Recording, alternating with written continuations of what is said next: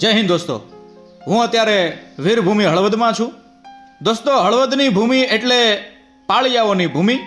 હળવદની ભૂમિ એટલે કંઈક સતી સંત અને સુરાઓના સ્થાનકોની ભૂમિ. દોસ્તો, હળવદના પાદરમાં આપણને અનેક આવા પાળિયાઓ જોવા મળી જશે, દર્શન કરવા માટે મળી જશે.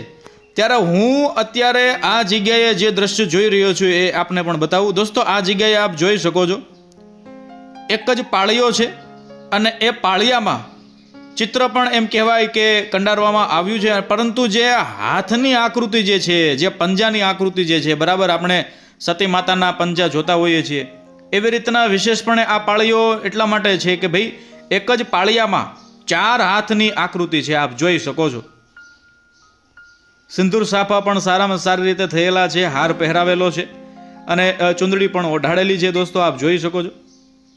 અને પાળિયામાં કદાચ આપણે જોઈ શકીએ તો એક આકૃતિ પણ બનાવવામાં આવી છે, આપ જોઈ શકો છો. ચુંદડી પણ ઓઢાડવામાં આવી છે. દોસ્તો, આ પાળિયો વિશે હું એટલા માટે કહીશ કે ભાઈ એક જ પાળિયામાં 4 હાથની આકૃતિ છે અને બાજુમાં બીજો પણ એક સતી માતાનો પાળિયો આપણને દર્શન આપે છે, આપ જોઈ શકો છો.